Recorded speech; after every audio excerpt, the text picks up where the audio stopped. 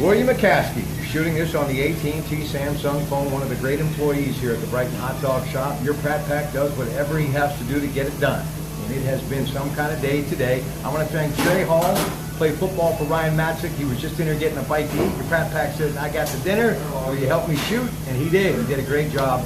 And he and his lovely girl have decided to head home now and enjoy their food. So William has stepped up, and he's going to help me talk to Dave Pasquale on the AT&T business line. Now, Dave will be with us in the future. He's been a little busy right now. His lovely bride, a little under the weather, so he's taking care of family first. So he's joining us tonight on the phone here at the Brighton Hot Dog Shop in our hometown of New Brighton, Pennsylvania. You know, the last couple of days, Dave, I've been really perplexed with everything that's happening in the world, and maybe I just make too much out of everything. But Theresa May, the Prime Minister of the UK, it's all coming off the G7 summit in Taormino, Italy. Sicily, the president just returning to Washington within the last couple of days, gone for 9 days. She's saying we will be a good partner to Europe. Angela Merkel, who happens to be the Chancellor of Germany, I didn't see this coming, but now she's saying they can't depend on Europe. They've got to go it alone, fight their own battles. She doesn't see any help coming from Donald Trump. The president earlier today saying Germany is hurting the United States financially. Never before have I seen the world so splintered. You mix all of this, you throw in the Middle East, and you throw in North Korea. My question to you is, when you look at the G7 summit between Merkel and May and Shinzo Abe of Japan, a country that you've traveled to many times, I think Japan may be our best ally, and for us to move forward with our manufacturing base, they may be the country to look to because they seem to get it right. So just some of your observations of a guy who's been in business, the steel industry, you've traveled to Japan, and Europe, as far as the steel industry and manufacturing, has always been a key component to the success or lack of it in the United States. You have to admit the headlines have been very interesting. Rob, as you know, I've dealt extensively with the Japanese and have formed some very strong relationships with them. And I find the Japanese to be very difficult to obtain their trust, but once you have it, it's very difficult to use it. And I think, as far as our future with the Japanese and their being one of our biggest and best allies, I couldn't agree more. I think Prime Minister Abe and Trump have developed a special relationship. They have a great deal in common, especially in their leadership style. They're both they both campaigned on economic and political reform in order to revitalize both Japan and the U.S. And the cornerstone of Japan-U.S. relations is their cooperative efforts on defense and trade. Japan has established a bilateral defense ties with India and Australia, and also the Philippines too.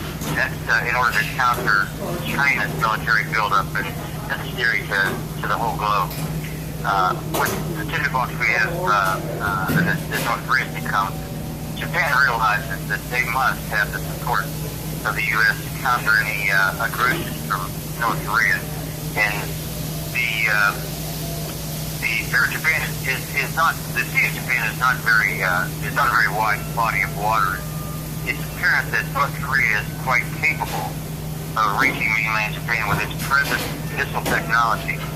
And it seems that our position with North Korea is probably not a question of if we will need to deal with them militarily, but probably more so when. It's very likely that Japan might be accused that ignites any potential conflict between the United States and that part of the globe. And from our side, we have lots of military presence and need to have Japan's support in the event of any conflict in the Asian continent. We would need Japan's support as they would need ours. And then on the trade issues, Rob, the U.S. and Japan have, as you know, many areas of mutual benefit. Both countries face threats from the low wage wager issue in China and also in other Southeast Asian nations. A trade deal between the U.S. and Japan could supplant some of the advantages that there were in the Trans-Pacific Partnership. As you know, Trump pulled us out of the Trans-Pacific Partnership, which I think was a good deal. But there were some segments of that document that that were advantageous. And a deal with Japan now would take the place of some of those advantages in the Trans-Pacific Partnership that we're going to lose by withdrawing from it. Just your thoughts overall about the president and everything from dealing with alleged Russian collusion and his son-in-law Jared Kushner, his top advisor. You know, we've always heard the saying, you can't work with family. In 1 minute or less, just your thoughts on what he is facing and continues to face every day, but finds a way to keep a stiff upper lip and trying to put his best foot forward, our President Donald Trump.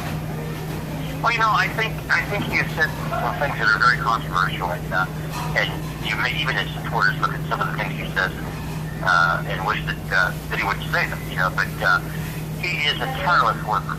You know, you have to give him that. He works he's up early in the morning, he's up 4 or 5 o'clock every morning, and he works hard. His trip overseas, in that 9-day overseas trip, visiting 5 countries, I think he came away with some successes. It remains to be seen how great the successes were and how much impact they'll have. But nevertheless, he had some successes. He talked to the G7 group, and he talked to them about not paying their fair share in NATO, and I think that was something that needs to be taken care of. You know, we can't continue to fund a project like NATO to the degree and to the extent that we're doing it. He talked in Brussels. He talked to the G7 participants at that meeting. Thank you so much. Hey, don't forget, folks, whenever you can, stop down and see my good friend Sam McKinney. He'll be opening up tomorrow, and then he'll be here late night on Thursday if you want to stop by and get yourself a nice cup of coffee or a chili dog or just some great food. Nobody does it better than that crimson and gold diamond to savor the flavor that is the Brighton Hot Dog Shop. Good night, everybody.